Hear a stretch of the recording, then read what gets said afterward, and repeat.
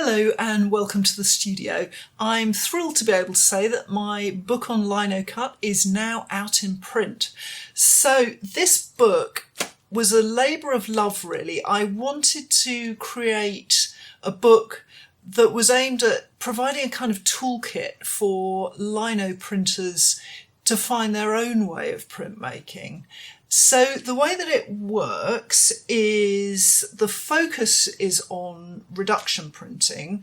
However, the first section of the book, and there are 3 sections in the book, the first section of the book is actually relevant to all sorts of Linocut printing. So there are sections on inks and cutting and paper and pressure and rollers, all that sort of practical stuff, not just about the tools, but about techniques and different ways of working, and different ways to use things, and lots of advice about storage, all that kind of stuff. So the first part's all the practical things.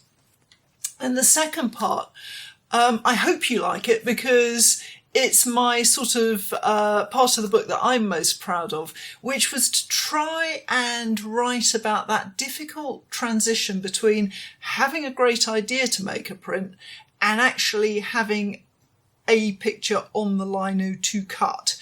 And it was a bit tricky to write, but again, it's really designed to give you the right questions to ask yourself, to guide you through the process to making the right decisions for your print.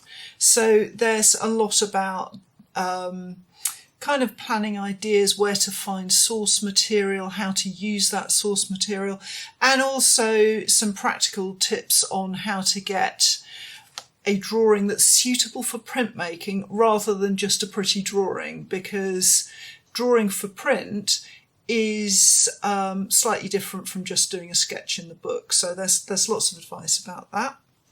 And then the final section of the book is made up of 10 example prints, and they range from the very, very straightforward process print, which has advice on cutting and designing and printing a basic reduction print, through some varied versions of the same print to show you how you can manipulate an image in different ways, and then onto slightly more sophisticated prints that show you techniques like wiping and free inking, things like that.